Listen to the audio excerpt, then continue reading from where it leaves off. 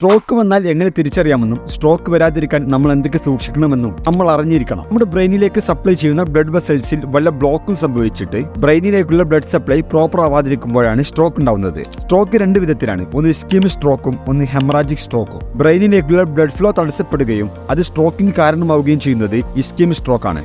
എന്നാൽ ബ്രെയിനിലേക്ക് സപ്ലൈ ചെയ്യുന്ന blood vessels പൊട്ടിയിട്ട് സ്ട്രോക്ക് വരുന്നത് ഹെമറാജിക് സ്ട്രോക്ക് ആണ്. ഇങ്ങനെ സ്ട്രോക്ക് വന്നിട്ട് ബ്രെയിനിലെ കോശങ്ങൾക്കുള്ള ബ്ലഡ് സപ്ലൈ നിലയ്ക്കുകയും അത് ബ്രെയിൻ സെൽസ് നശിക്കാൻ കാരണമാവുകയും ചെയ്യും. നമ്മുടെ ബ്രെയിനിലെ സെറിബ്രത്തിന്റെ റൈറ്റ് ഹെമിസ്ഫിയറിലാണ് സ്ട്രോക്ക് വന്നതെങ്കിൽ നമ്മുടെ ബോഡിയിലെ ലെഫ്റ്റ് സൈഡ് ആവും പാരാലിസിസ് ആവുക. നമ്മുടെ ബ്രെയിനിലെ ലെഫ്റ്റ് ഹെമിസ്ഫിയറിലാണ് സ്ട്രോക്ക് വന്നതെങ്കിൽ നമ്മുടെ ബോഡിയിലെ റൈറ്റ് സൈഡിനാകും വീക്ക്നെസ് വരിക. അതുപോലെ തന്നെ നമ്മുടെ ബ്രെയിനിലെ ഏത് ഭാഗത്തിലാണ് സ്ട്രോക്ക് വരുന്നത് അതിനനുസരിച്ച് നമ്മുടെ ഫംഗ്ഷൻസ് എല്ലാം നഷ്ടമാകും. അതായത് നമ്മുടെ സെറിബ്രത്തിനൊക്കെയാണ് സ്ട്രോക്ക് വരുന്നതെങ്കിൽ അത് നമ്മുടെ ബാലൻസിനെ അഫക്റ്റ് ചെയ്യും. അപ്പോൾ സ്ട്രോക്ക് വന്ന ഒരാളെ നമുക്ക് എങ്ങനെ തിരിച്ചറിയാം? അതിന് നമ്മൾ യൂസ് ചെയ്യുന്ന ഒരു കോഡാണ് ബി ഫാസ്റ്റ്. ബി സൂചിപ്പിക്കുന്നത് ബാലൻസ് ആണ്, അതായത് സ്ട്രോക്ക് വന്ന ഒരാളുടെ ബാലൻസ് നഷ്ടപ്പെട്ടേക്കാം. ഇ സൂചിപ്പിക്കുന്നത് ഐ ആണ്, ചിലപ്പോൾ അയാളുടെ ഒരു കണ്ണിന്റെ കാഴ്ച നഷ്ടപ്പെട്ടേക്കാം. എഫ് സൂചിപ്പിക്കുന്നത് ഫേസ് ആണ്, അതായത് അയാളുടെ ഫേസിൽ വല്ല കോട്ടവും സംഭവിച്ചേക്കാം.